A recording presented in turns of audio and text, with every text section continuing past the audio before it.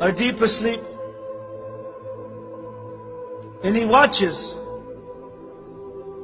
something that's not appropriate.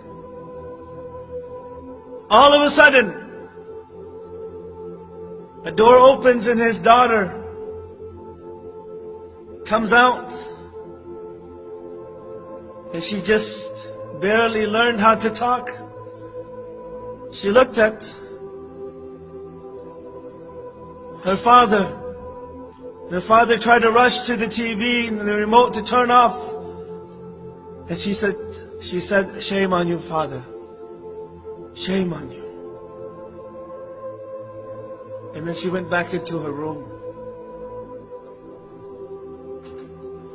And so that man, after turning off the TV, those words resonated in his head. "Shame on you, Father. Shame on you." And tears started coming down his eyes. And he stayed up until Fajr,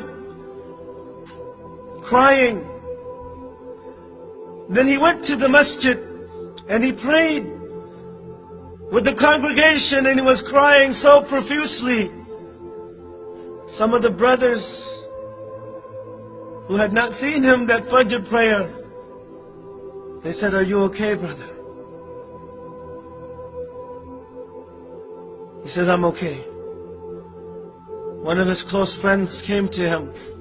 He says, "Are you okay?" And he is crying, and he says, "For over 20 years,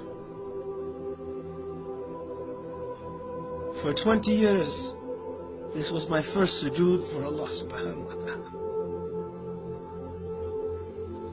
Because of his daughter. His daughter came on and said, 'Shame on you.' So he went to work that morning. And of course he was very tired because he didn't get much sleep at night. His wife tried to call him, but she couldn't reach him. He came home and she said, 'Honey, our daughter just passed away.' His daughter passed away. And those words again came, the last words that she heard were, 'Shame on you, Father. Shame on you.' The whole day, those were his last words. 'Shame on you.' So he went and he buried her. He put her in the grave. When he put her in, he smiled. And his friend looked at him and said, 'Why are you smiling?' And he'd been crying so much, and now he puts his daughter in the grave and he smiles. He says, 'I buried my daughter, but she left a note that will remain in my heart, inshallah, until the day of judgment.' And from that time on, he became strong. He kept on going to the masjid. And he changed. Allah took away something from him. But because of those words from his daughter, he became good again. For 20 years, he didn't even prostrate to Allah subhanahu wa ta'ala. Shame on you. All of us, Allah subhanahu wa ta'ala has given us a lot of time